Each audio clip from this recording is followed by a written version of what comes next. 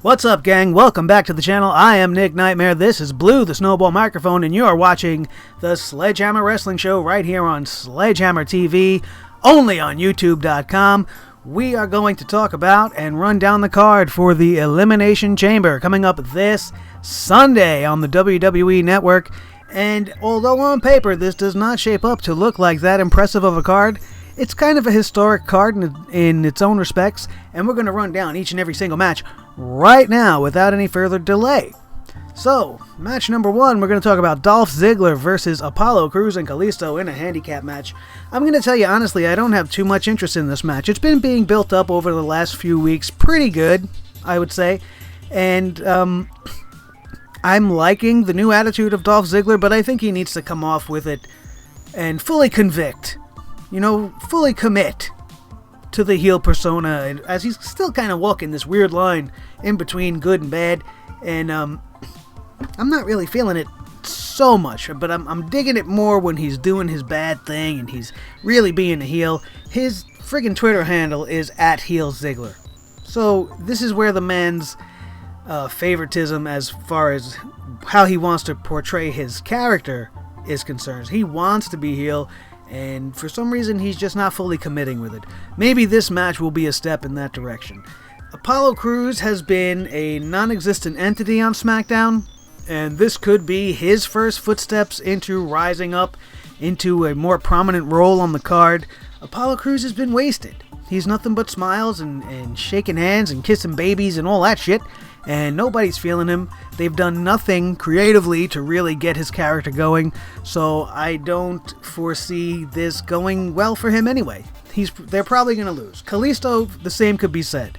Here's a guy that belongs in the Cruiserweight division, would flourish on a show like 205 Live, who needs more star power. We have Austin Aries coming back, we have Tajiri coming back from injury, we got Neville leading the charge, and if you throw a guy like Kalisto in there, who's already got a nice fan base, and you hold him off of SmackDown, and you hold these other guys off of SmackDown, there's rumors of Rey Mysterio coming back, you hold these guys off and you give people a reason to want to watch 205 Live again, and stick around for the show, and not leave the audience after the show is over, because now you're going to want to see these bigger name stars, whereas right now, nobody's really affiliated with anybody, and haven't really connected with anybody on 205 Live, but we will see where that goes. This match will have a lot of implications for a lot of careers.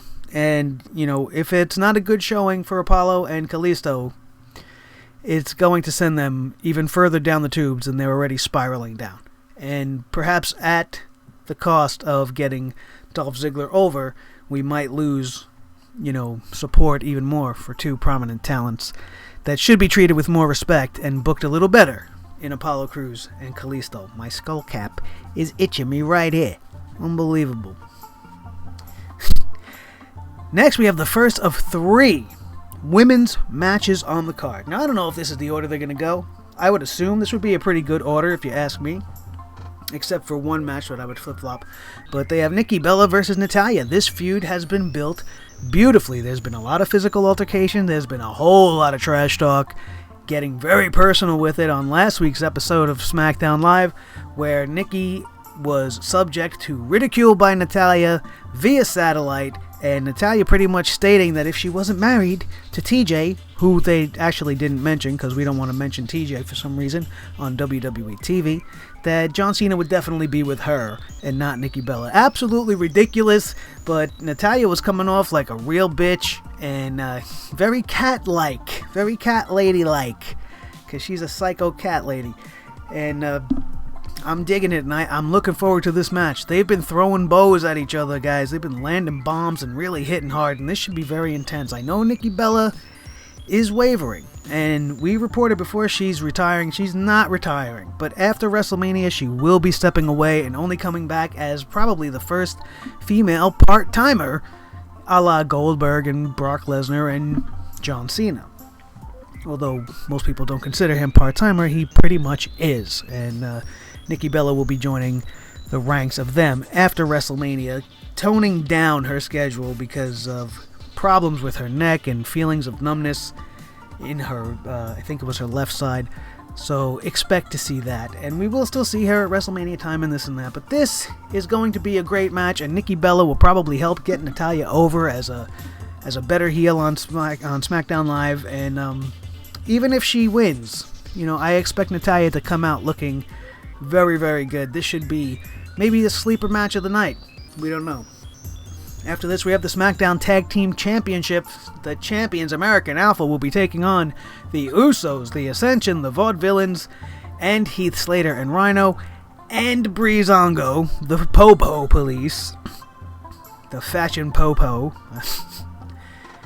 in a tag team turmoil match. This means that American Alpha can lose the title without actually being pinned, and with the Ascension getting the surprise win on the 12-man tag match, I don't expect them to be getting a win. I don't expect Heath Slater and Rhino to be getting it back. I don't know. I mean, they've teased the breakup back and forth. It doesn't look like they're going to be breaking up. The Vaudevillains we know ain't going to go over at all. Breezango, the same could be said. Maybe the Usos get it back.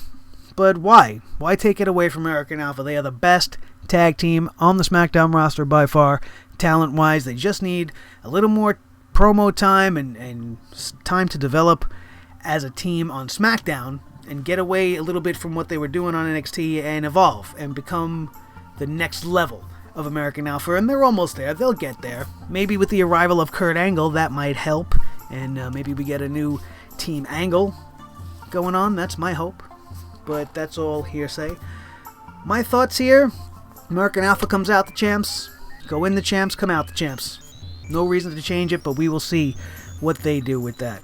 Here is my intriguing match of the night. Randy Orton versus Luke Harper. Luke Harper wants to beat Randy Orton's ass. He says Randy Orton took his family. He sees through Randy Orton, and it is time for him to pay.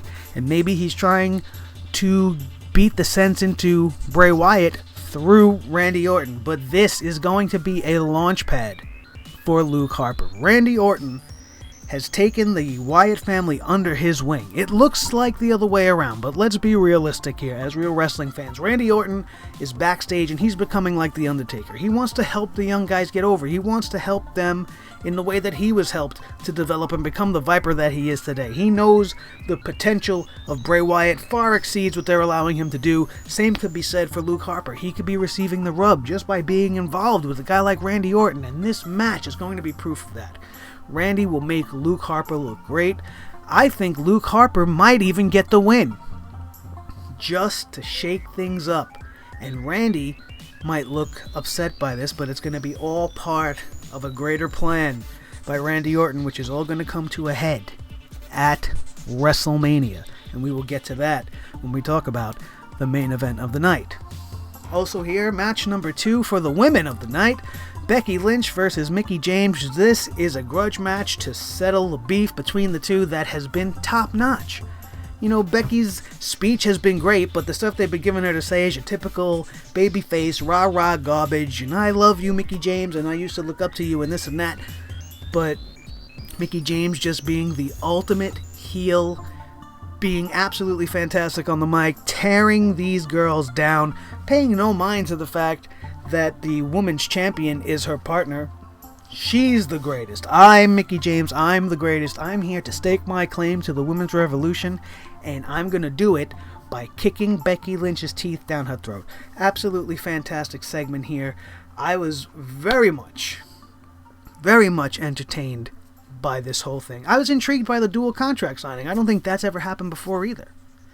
And talking about things that never happened before, well, before we go further to the next match, I think Mickie James loses this match, which is going to infuriate her even more, which is going to continue her down this path to try to destroy Becky Lynch and get back at Becky Lynch. I see Becky Lynch getting the win in this one, either by hook or crook. Maybe somebody comes out and gets involved. We'll see, but I'm saying Becky Lynch gets this one, and Mickie James will get her vengeance somewhere down the line. Which leads us to the next, which being the third women's match of the night, and that makes this pretty historic. I don't remember any pay-per-view ever having 3 women's matches on the card. which only goes to show you that SmackDown is just doing a hell of a lot better with their women's division, and it actually is a division. If you can have 3 matches in one night on one card, you have a division. You have multiple personalities, multiple matches.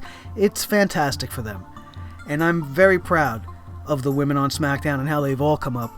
And the SmackDown Women's Championship is going to be no different than the other two, as this match is going to probably be great. The athleticism and charisma of Naomi versus 5 Feet of Fury, the wicked bitch of the West, Alexa Bliss, the greatest SmackDown Women's Champion so far, the longest reigning, I think, at this point, even though they might not be pointing that out just yet, and well deserved.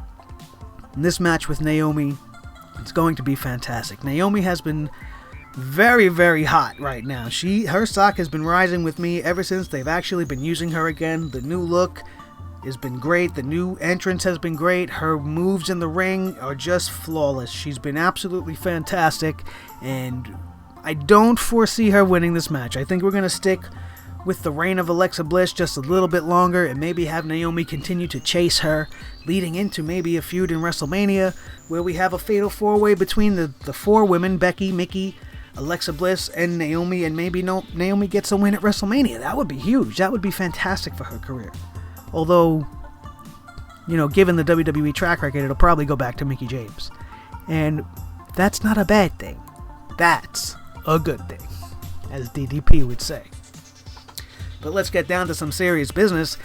The WWE Championship will be on the line as our 16-time WWE Champion John Cena, I hate saying that, and I probably won't say it too much, takes on AJ Styles, Dean Ambrose, The Miz, Baron Corbin, and Bray Wyatt in the Elimination Chamber. My second favorite match,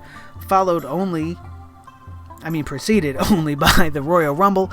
Being my favorite match of the year, the Elimination Chamber has been a very, very close second. It has been my favorite pay-per-view ever since its inception. I was at the first one with my best friend Scott. We were there at Madison Square Garden for the very first Elimination Chamber at the Survivor Series, where Shawn Michaels shocked the world after coming back and won the heavyweight championship that night. We were out of our minds. The crowd was insane. The match was amazing. I remember Triple H getting hurt early in the beginning by Rob Van Dam, taking him out, catching him in the neck accidentally, and Triple H was just pretty much out throughout the entire match, but stayed in the match, though he was having trouble breathing from a semi-crushed throat or a caved chest. I don't remember what the real details were, but stayed in all the way to the end to get that finish to his friend Shawn Michaels. And boy, history was made. And ever since then, I looked forward greatly to the Elimination Chamber. I thought it was a great concept. Eric Bischoff came up with this thing. It was bigger than Satan's structure. It was badder than a steel cage. It was worse than anything. And the superstars will attest that that is absolutely true. And this match is going to be a edge-of-your-seat nail-biter, because the ending of this match has WrestleMania implications that are beyond the sky, man. The realm of what is going to happen with the winner of this match is going to send us into the real road to WrestleMania.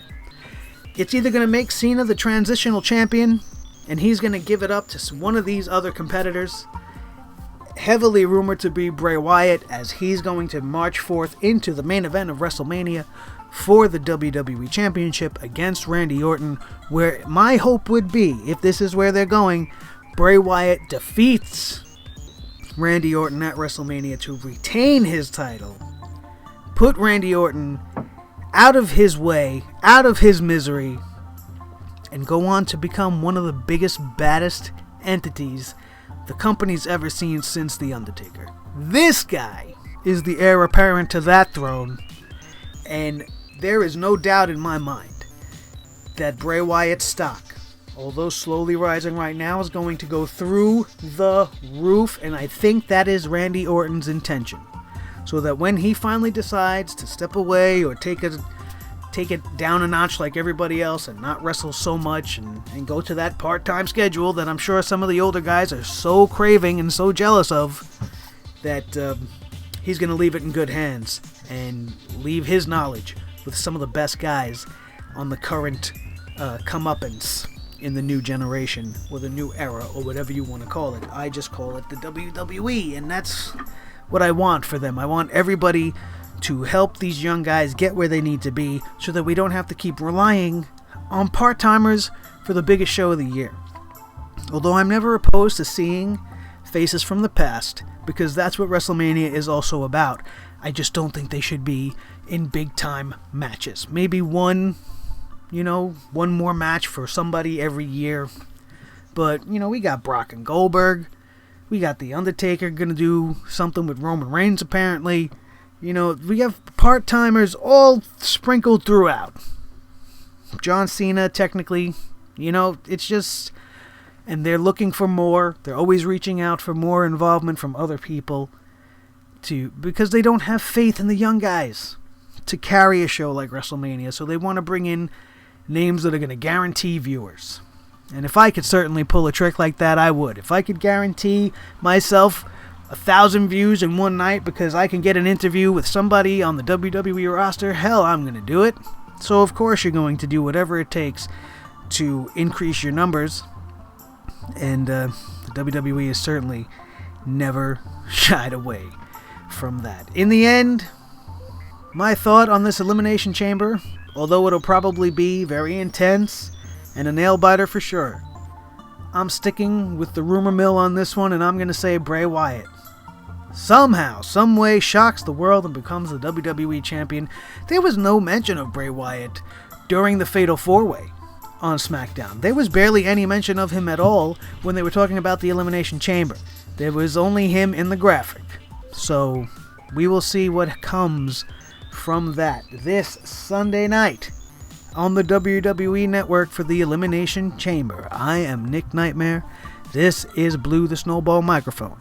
Thank you once again for joining us for our Elimination Chamber preview and prediction show.